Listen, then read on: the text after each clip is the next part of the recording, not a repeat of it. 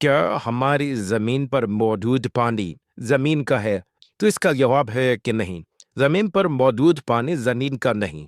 تو پھر یہ کہاں سے آیا؟ زمین 4 ارب سال پہلے سورج جیسا ایک چھوٹا سا ستارہ ہی ہوا کرتی تھی، یعنی کہ زمین پر بھی چاروں طرف سے گرم لادے کی ایک چادر چڑھی ہوئی تھی۔ زمین جس شکل میں آج ہمیں دکھائی دیتی ہے، کیسی بالکل لکی۔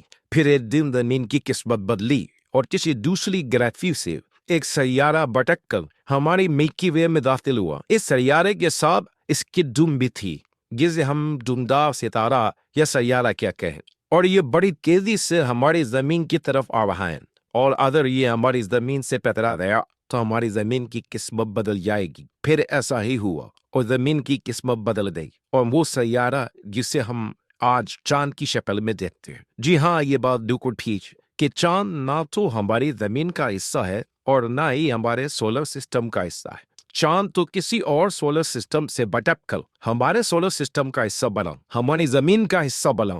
اگر آپ تھوڑا سا اور کریں، چاند کے اوپر جو ہمیں گڑھے دکھائی دیتے ہیں، اصل میں وہ چاند کا سمندر ہوا کرتے تھے۔ اگر ہم زمین کو بھی پانی سے خالی کر لیں تو ہمیں زمین پر بھی چاند کی فضا سے بڑے بڑے گڑھے دکھائی دیں گے، جس میں اس وقت پانی بڑا ہوا ہے، جو سمندر کی شکل میں آج ہمیں دکھائی دیتے ہیں۔ اصل میں چاند کے ساتھ ایسا کیا ہوا جو وہ ہماری زمین سے ٹکرایا؟ جب کسی بھی سیارے کی کشش سکن ختم ہو جاتی ہے تو وہ اپنے مدار سے، اپنے آربٹ سے دور بھاگتا ہے اور اپنے سولر سسٹم کو چھوڑ کر کسی اور جگہ چلا جاتا ہے۔ پھر اس پر پڑا ہوا پانی اس کے پیچھے پیچھے اس کے دم بل کر چلتا رہتا ہے، جسے ہم دمدار ستارہ یا سیارہ کہتے ہیں۔ یہی ہوا آج سے تقریباً 2.5 ارب سال پہلے۔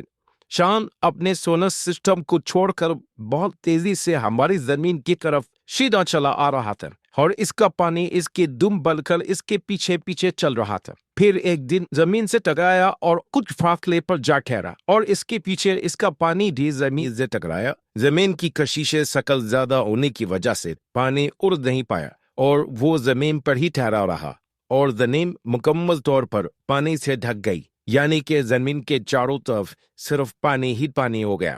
زمین جو پہلے سے لاوے کی شکل میں تھی، اس پر پانی گرنے کی وجہ سے پانی ابلنے لگا، جس سے بہت زیادہ مقدار میں آکسیجن پیدا ہوئی۔ اسی آکسیجن کے اخراج نے ہماری اوزون کو پیدا کیا، جو آج ہمیں اوزون کی شکل میں دکھائی دیتی ہے۔ ادھر چاند کے ٹکرانے سے جو گرم لاوا زمین کا ایک حصہ ٹوٹ کر فضا میں بکھر گیا اور چاند کے ساتھ زمین کے گرد گردش کرنے لگا، اور پھر یہ لاوا چاروں طرف سے زمین کے گرد گھوم رہا تھا اور بڑے بڑی چٹانوں کی شکل میں ٹھنڈا ہو گیا تھا، اور پھر واپس زمین پر گرنے لگا، اور پانی کی وجہ سے وہ زمین پر پہاڑوں کی شکل میں موجود ہے۔ جو پہاڑ آج ہم دیکھتے ہیں وہ اصل میں آسمان سے ہی گرے ہوئے پہاڑ ہیں۔ اگر تھوڑا سا اور کریں تو خاکۂ استوا پر آپ کو یہ ایک لائن جو نیپال سے شروع ہو کر ایران تک جائے گی، جس میں ہمالیہ، کیٹو، نانگا پربت وغیرہ وغیرہ، یہ تمام پہاڑ آپ کو ایک لائن میں ہی نظر آئے گی۔ یہ اس بات کا واضح ثبوت ہے۔